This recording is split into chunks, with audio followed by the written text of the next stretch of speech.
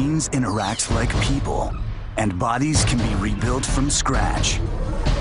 How will we wage war, fuel our need for power, commute to space?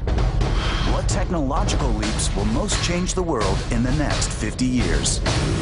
Capturing the power of the sun, invisible soldiers, elevators to space. See how scientists today are making visions of tomorrow real. Physicist and futurist Michio Kaku will be your guide. The future is closer than you think. It all starts now with the world. 2057. The Earth faces a crisis.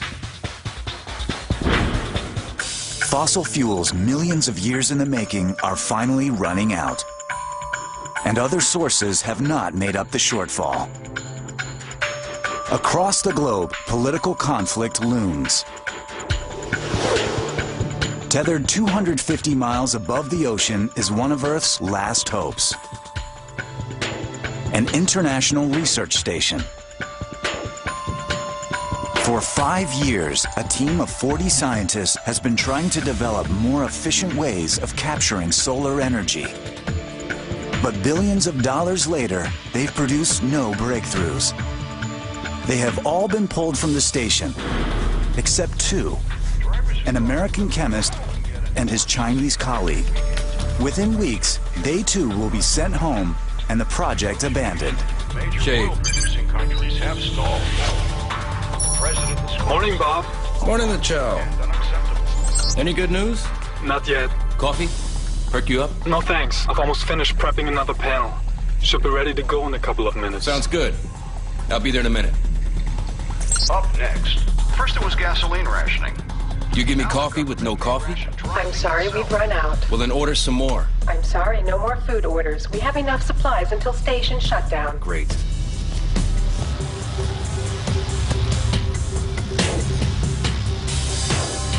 In a last-ditch effort to find a solution to the energy crisis, the scientists are experimenting with ways to improve solar panels by altering their chemical composition.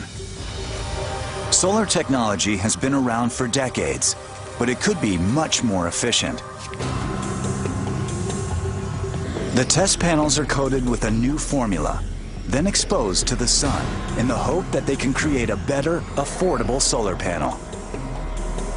Harnessing solar energy is still considered too expensive, too inefficient to be a serious source of power. So why are scientists and oil companies spending millions of dollars investing in solar technology? Well, I'll tell you why. It's because sunlight is clean, it's safe, and oh yeah, it's also limitless. Now, get your head around this fact. Every second of every day, the sun produces billions of times more energy than is consumed by the entire planet. The trick is catching it. TÜV Rheinland in Cologne, Germany is the largest photovoltaic test center in the world. 70% of all solar panels are tested here for efficiency and durability. Most of the panels are made of silicon, an element that absorbs light and converts it to energy. But silicon panels have a drawback. Although sunlight contains a wide range of light, from ultraviolet to visible to infrared, silicon absorbs mainly infrared light. The rest of the sun's energy is lost as heat. Scientists at TÜV have spent years testing other types of cells under the world's largest artificial sun. The standard efficiency for commercial panels is 14 to 18%. Some prototypes in early development could double that. But to compete with oil or coal, solar panels need an efficiency of 50% or more. Our best hope is to find a completely new material. And at the University of Utrecht in the Netherlands, Daniel van Malkelberg is trying to create one.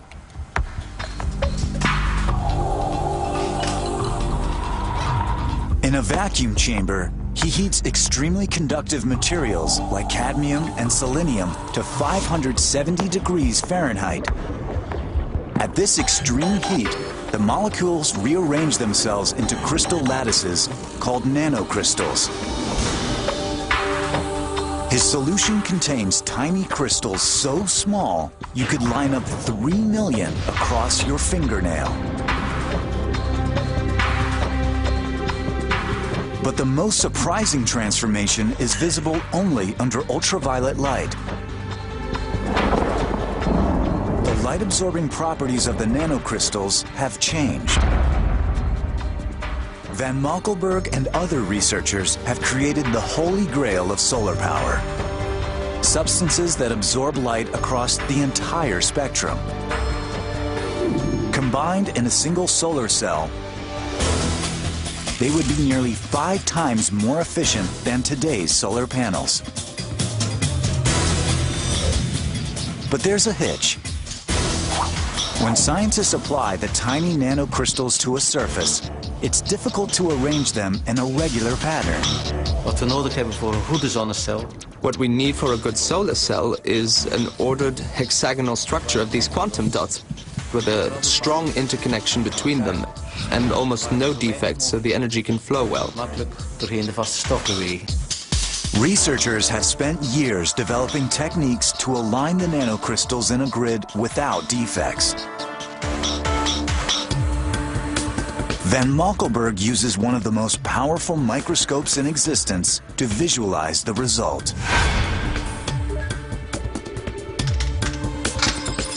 This image, magnified 100 million times, shows they are close to creating a lattice of nanocrystals with few defects. The connections between the nanocrystals still need to be strengthened, but one day we may have a solar panel that is 80% efficient in capturing solar energy. Oil rigs will be replaced by solar farms. And if you covered your roof with solar panels, you could power your home and still sell 4 times as much electricity back to the grid. On the space station, the latest test results are in. The scientists have high hopes for their new formula.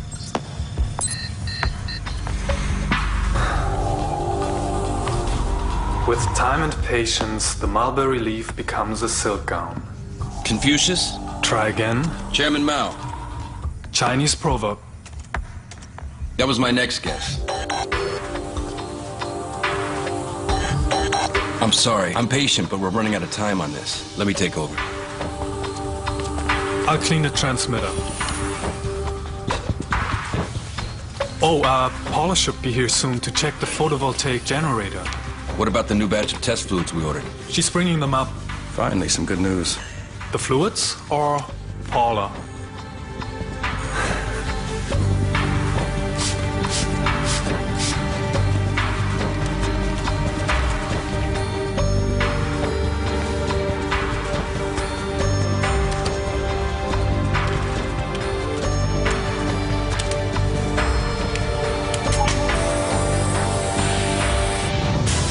The space station is about to receive a visitor by elevator. It sounds improbable, but NASA engineers are already designing one.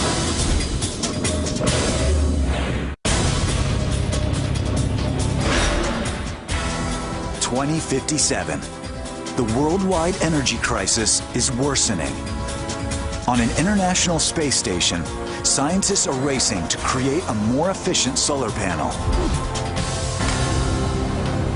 This is one of the last scheduled visits a technician will take to repair the space station.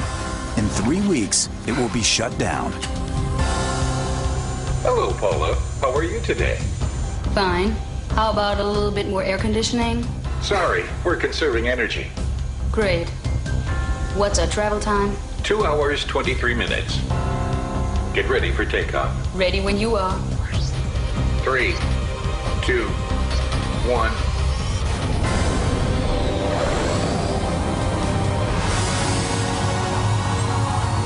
In the fairy tale Jack and the Beanstalk, a young boy climbs a beanstalk into the sky and reaches the clouds. Now, the 21st century version of this is called the space elevator. And oh yeah, it is physically possible. Now, amazing developments in nanotechnology may mean that in 50 years, a Sunday picnic in outer space may not be a fantasy.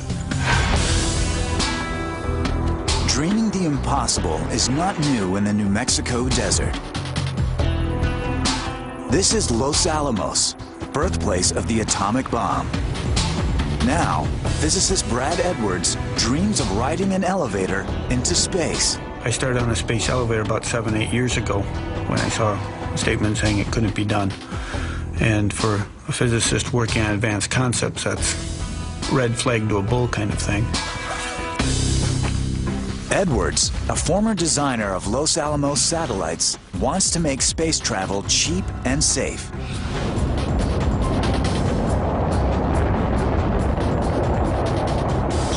Rockets right now are exciting because there's danger, there's flame. We don't want that. We want it to be boring. So you get on, you're not thinking about whether you're going to die. You're thinking about, I'm going to go to space. I'm going to get there. When I get there, I'm going to do this. That's what we want. The idea of a space elevator is not new. But Edwards is the first to work out a practical design. A ribbon will extend 62,000 miles into space. A counterweight at the end will keep it taut through centrifugal force. An elevator car will climb 250 miles to a space station. By 2057, the trip could take just half an hour. It sounds crazy, but Edwards is already working out the nuts and bolts. He plans to anchor the ribbon on a former oil rig platform in the ocean.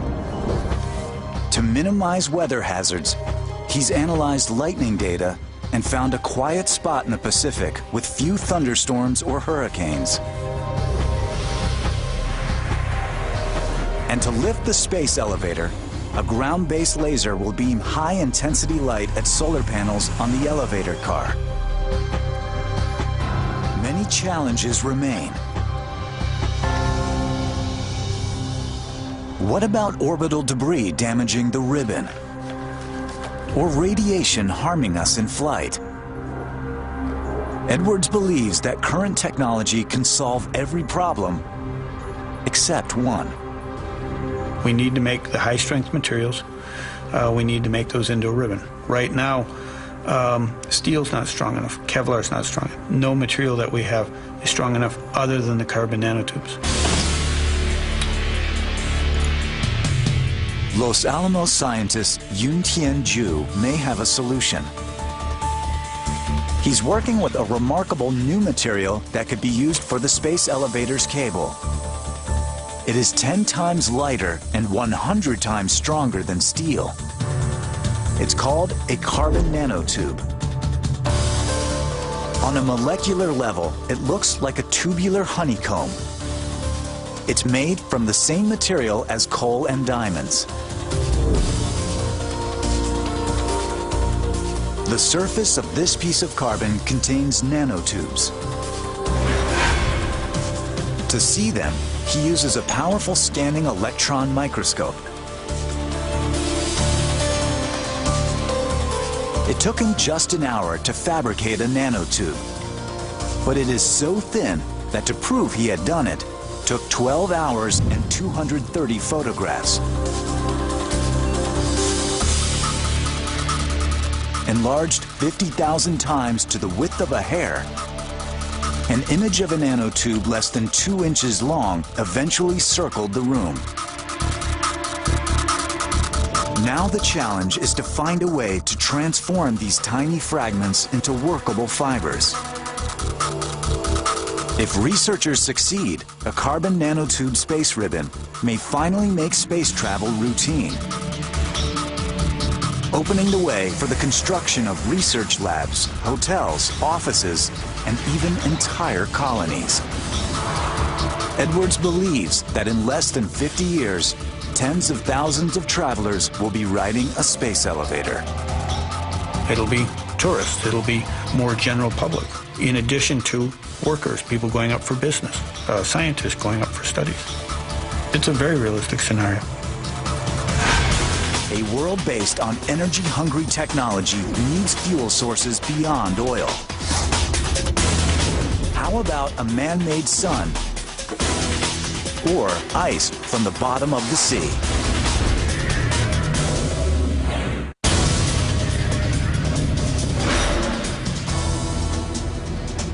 Two weeks before shutdown, solar panel experiments aboard the space station take an unexpected turn.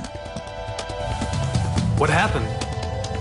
I'm not sure. It seems to be acting up again. The computer is fine. I just checked it yesterday. Then why did it spike? I'll scan the drives again. I'll be right back.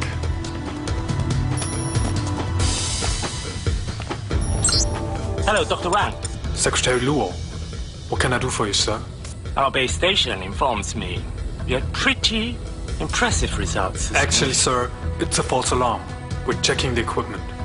Dr. Wang, when you do get a breakthrough, I want the data first. But that would be a breach of space law. And besides, Dr. Sanders... Dr. Wang, you're an officer of the Chinese Army, and you will do as you're ordered. Due to the worldwide energy crisis, the United States and China have entered a third round of emergency talks on Central Asian gas and oil supplies. The European Union will mediate. Experts speculate the U.S. may be forced to tap into its strategic reserves. After the last oil crisis, the United States needed an energy insurance policy. So it created the Strategic Oil Reserve, consisting of hundreds of millions of barrels of oil, enough to run the entire country for 60 days. Great. But what happens when the world's usable oil supply completely runs out sometime in the next 50 years? What then? That's why researchers are focusing on solar power.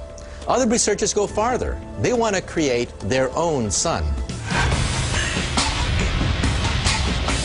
Sunlight starts with a bang. When two hydrogen atoms collide, they fuse to create a helium atom and release intense energy. The process is called nuclear fusion. If we could recreate that reaction, we'd never have to drill for another barrel of oil. But creating fusion is not easy. Die Schwierigkeit des Fusionsfeuer auf die Erde zu... The difficulty of reproducing fusion on Earth is like trying to light wet matches. It's a very complicated task. But we've made real progress in the last couple of decades. At Germany's Max Planck Institute, scientists are using microwaves, electricity, and high particle beams to generate cosmic heat inside a test reactor. The chamber would incinerate, if not for a magnetic field that keeps superheated atoms from hitting the walls.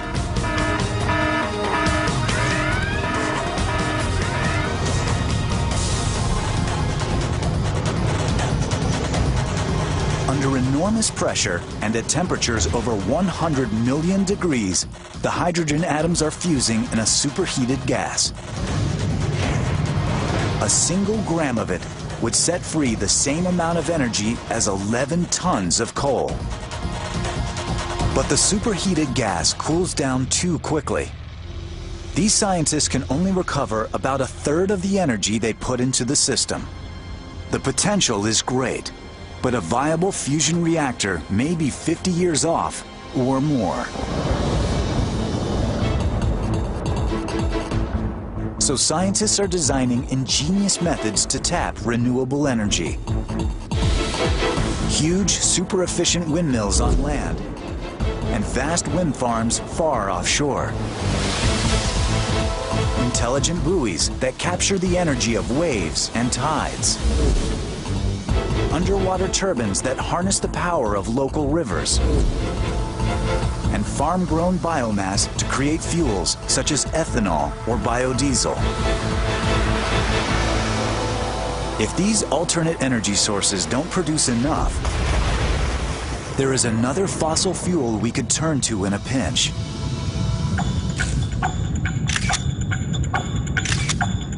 It lies beneath the ocean. When organic particles in the sediment decay, they create methane gas. Under intensely high pressure and near freezing temperatures, the gas combines with water and is encased in ice. It's called a gas hydrate. And this ice burns just like coal.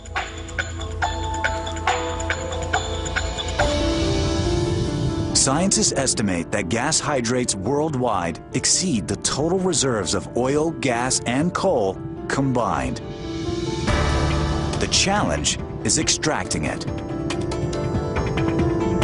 You would think that a diving robot with remote control arms and cameras would do the trick.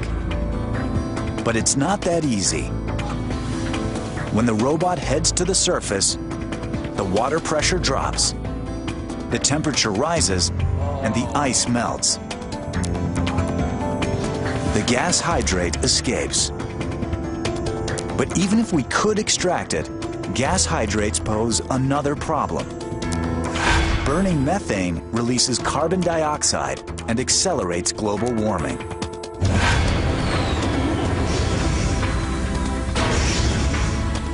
Aboard the space station, scientists are still hoping for a last-minute breakthrough.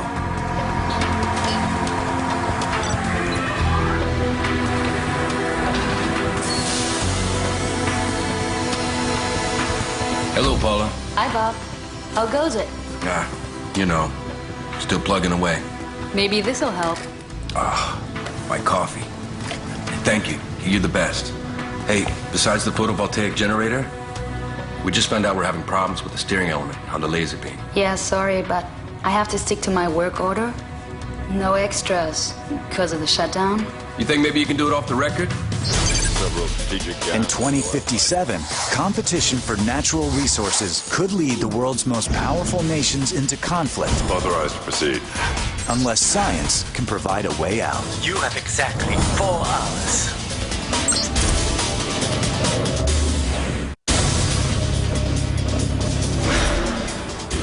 In 2057, oil supplies are running low. Now, a summer heat wave deepens the crisis.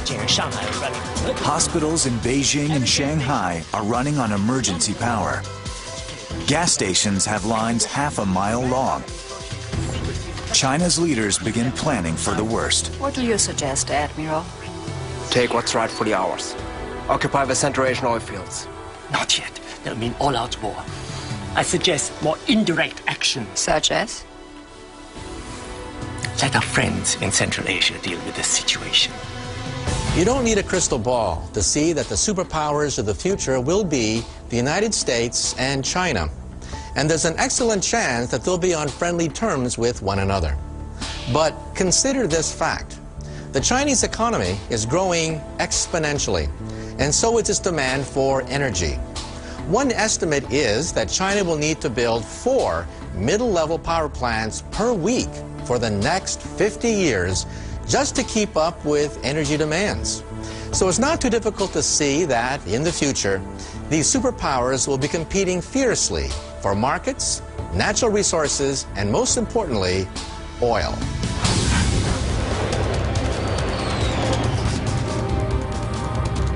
As you know, several strategic gas and oil pipelines in Kazakhstan were seized last night. That means that delivery of our new supplies is now blocked. Mr. President, my team at National Security is putting together a full report. In the meantime, Dr. Fleming has an update on our energy status. Current supplies are good for 8 to 10 weeks, after which we'll have to tap into the strategic reserves. Either way, further electricity rationing seems inevitable, as do car-free weekends. Not exactly a catchy re-election slogan. Sir, do we know who's behind the raids on the pipelines? The CIA is still investigating. Sir, the military's operating under the assumption China staged the whole thing. That's entirely plausible, but we must proceed with caution until we've established all the facts. No overt military action. May I suggest we send the surveillance and acquisition platoon from our Japanese base? Authorized to proceed. heavily armed masked bands took control of gas and oil pipelines in the troubled regions west of China. The U.S. government has strongly condemned their actions. We'll be back with more details after a short break. You're right. The computer's not broken. But what caused that 83% spike? No idea. My data got corrupted when the structure fell apart. Let's rerun that last test.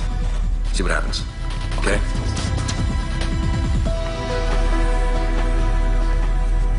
Okay, I'll see you guys. Wait, let me give you a hand. Photo generator running okay? Good as new. Laser? What can I say? I'm a hero. I hope I didn't waste your time. With the shutdown and everything. Can't quit on me now. The mechanics are taking bets on you guys. What? Yeah. What kind of odds they have on us? High. But I like long shots.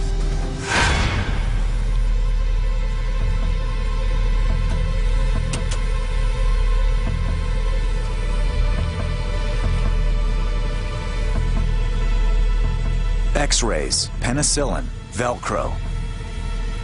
Sometimes the greatest scientific discoveries happen by chance. I think I know what happened. What? The neutralizer interacted with the test fluids and created a new molecular structure. You think that's what happened? Let's add one drop at a time. You got it.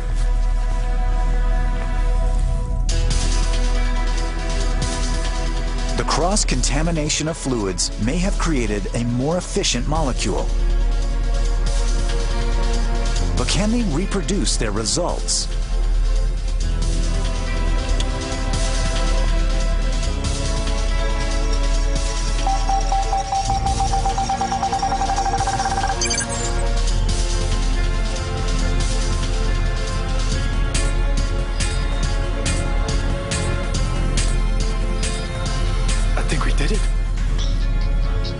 Wait.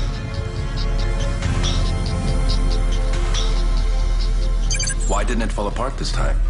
Good question. We need its molecular properties and quantum efficiency. I'll run it through the analyzer. We should have the data in a few hours. That was fast. Big Brother's watching. Well, you go talk to them. I'm sure I'm gonna get a phone call myself.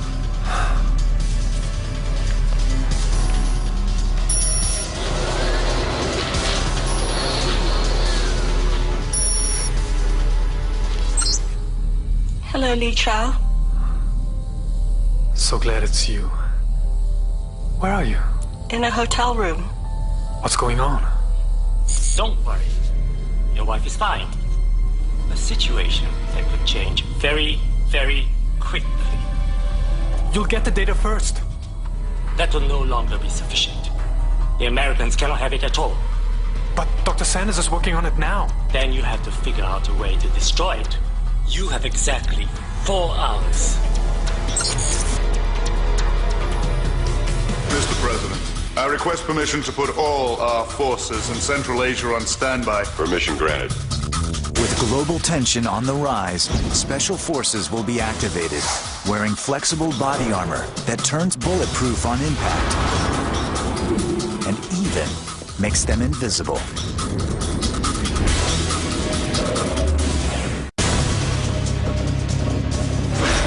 President, we have some exciting news. The Solaris team has discovered a substance which has the capacity to transform more than 80% of sunlight into electricity. Congratulations. Well done. Mr. President, there is a problem, though, sir. We are now positive that Beijing was behind the attacks on our Central Asian oil supplies. But China cannot be trusted. What do you suggest? Well, We Mr. keep the President, discovery to ourselves. How? We make the Chinese scientist a very generous offer. Beijing will go ballistic if they find out. Let's hope not, sir. The bottom line is we need those pipelines back. Mr. President, I request permission to put all our forces in Central Asia on standby. I'd also like to authorize additional reconnaissance flights and deploy special forces near the pipelines. Permission granted. I'm a scientist, but I was once a soldier in the United States infantry. And the Army drills into us one fundamental fact. It takes humans, not machines, to take and hold territory. This means that we will have robots and drones on the battlefield, but they'll be useless without their human controllers. To keep the soldier of the future alive on the battlefield, engineers are focusing not just on weaponry, but on smart armor. At the Soldier Systems Center in Massachusetts, researchers are guiding the development of this armor. It will be soft, comfortable, lightweight. But the instant it is struck by a bullet, it becomes impenetrable. MIT researcher Stephen Samuhus is developing a material to create the new armor. What makes it special is its ability to change properties. To demonstrate, Samuhus uses iron shavings suspended in oil. When placed near a magnetic field, the substance stiffens. When removed, it relaxes. So this special liquid, which is a magnetorheological liquid, in the absence of a magnetic field, has something in the consistency like a runny yogurt. But in the application of a magnetic field, it becomes the consistency of something like peanut butter. It has a yield stress it's very difficult to push through. This lends itself quite well to perhaps making a dynamic body armor for soldiers, something which is soft and pliable and adheres to the contours of a soldier's shape when not in use. But in the incidence of a blunt object or a bullet, it can become stiff as a board.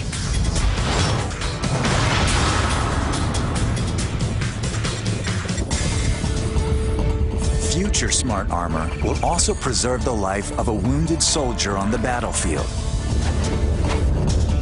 Special polymers will act like artificial muscles. Each molecule will expand or contract when needed to provide CPR to a wounded soldier. Vital signs and whereabouts will be transmitted to a command center which will send help.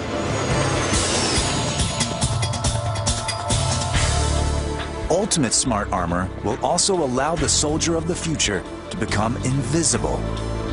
The secret is a photosensitive uniform. The concept is easily demonstrated with a small camera linked to a laptop. The camera photographs what's behind the soldier and relays it to the screen in front, creating the illusion nothing is there.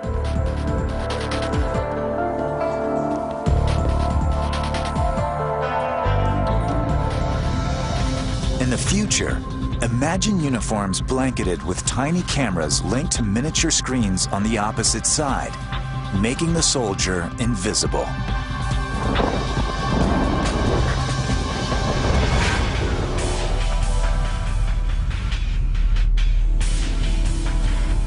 Listen, Michio, we need to talk. First off, I checked with home base and promised to send them the data ASAP. What? Why did you do that? That's standard procedure. You should have spoken to me first!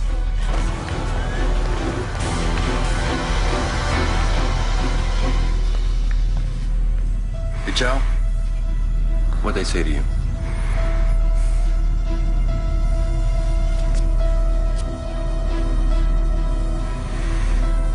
They abducted my wife. I'm sorry.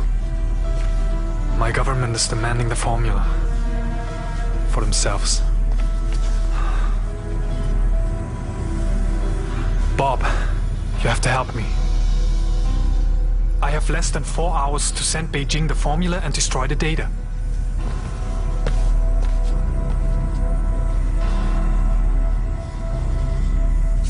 I got it. We have to turn the tables on them. We send a message out to the public so China can't touch Tian. There's no way. All our communication lines are monitored. Wait, I have an idea. You ever heard of a message in a bottle? Data transfer by lasers is the future of communications. And the scientists will be able to beam their discovery around the world in less than a second.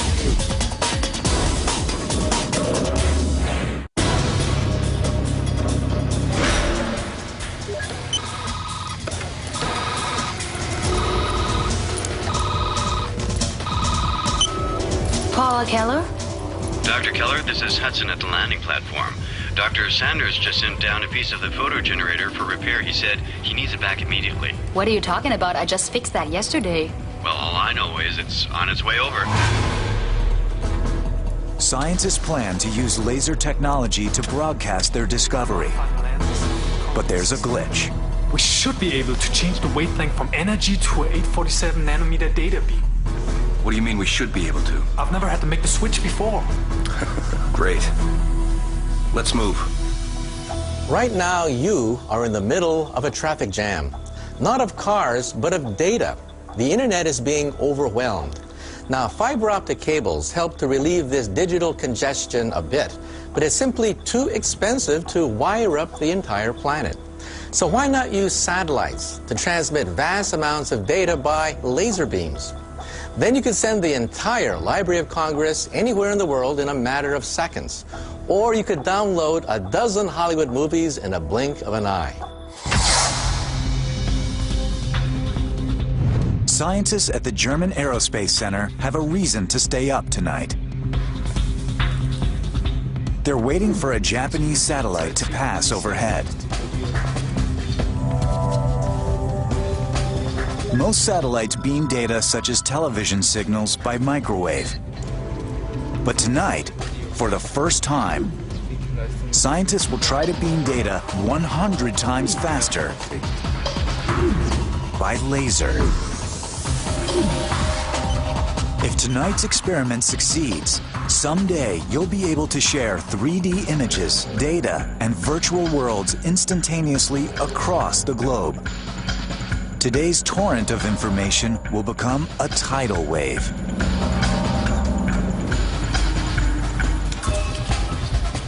Instead of gazing at the stars, the scientists will use this telescope to receive data.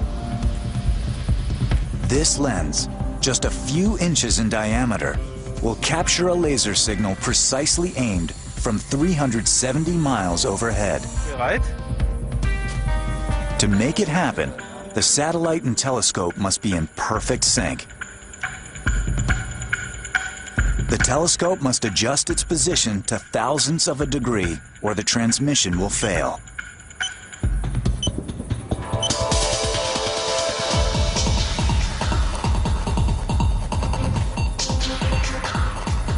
The final countdown.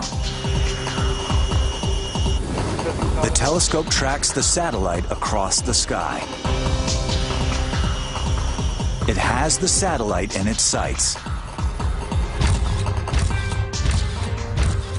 It works. Yes, we now have the signal from the satellite. We have here a very good signal. And that is the technology that could be used in future to transmit a vast amount of data from space.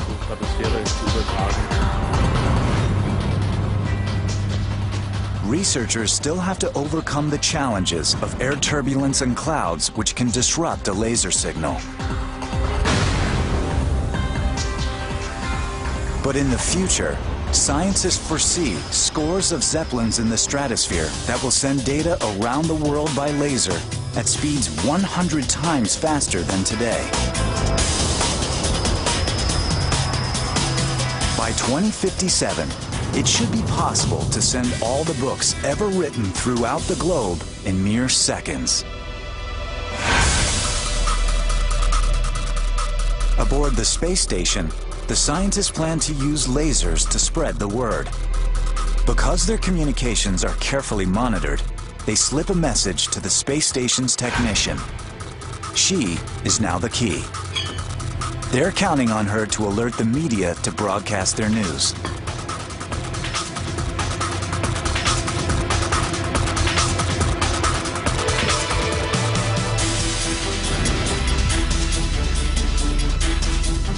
You've got 30 seconds.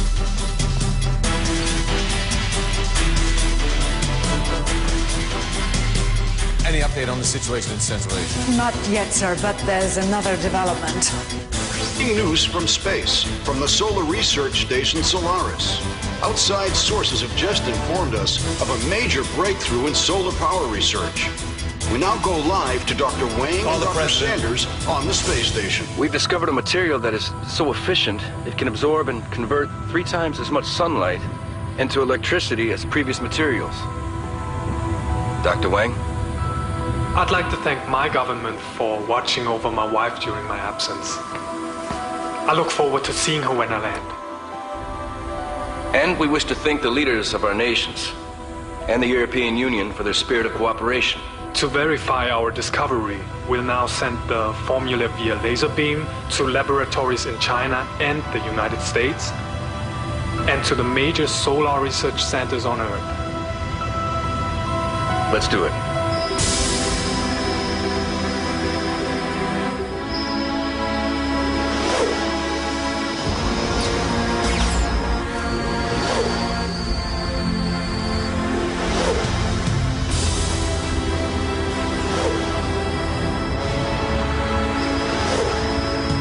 Ladies and gentlemen, we've just witnessed history in the making.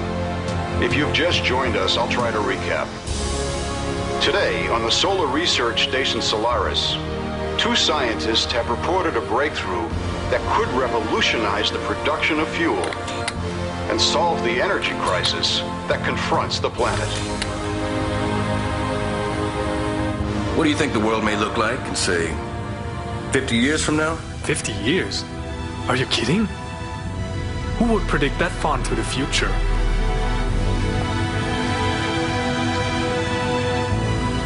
Maybe cities on Mars? Intergalactic travel? Another big, blue, beautiful Earth? Here's one for you. The future belongs to those who believe in the beauty of their dreams. Confucius? Try again. Another Chinese proverb? Eleanor Roosevelt. That was my next guess. Yeah, right. Will technology ever solve our looming energy crisis and save the planet? Yes, I think it will. But I wouldn't put my money on any one particular breakthrough. Rather, it's going to be an energy mix of solar, wind, hydrogen, fusion, maybe nuclear. So let's hope that we find a way. Because even if we do colonize outer space, it's always nice to have a home to come back to. Want a taste of life in the city of the future? Or hear more from futurist Michio Kaku? Go to discovery.com/2057. Interact in the future zone.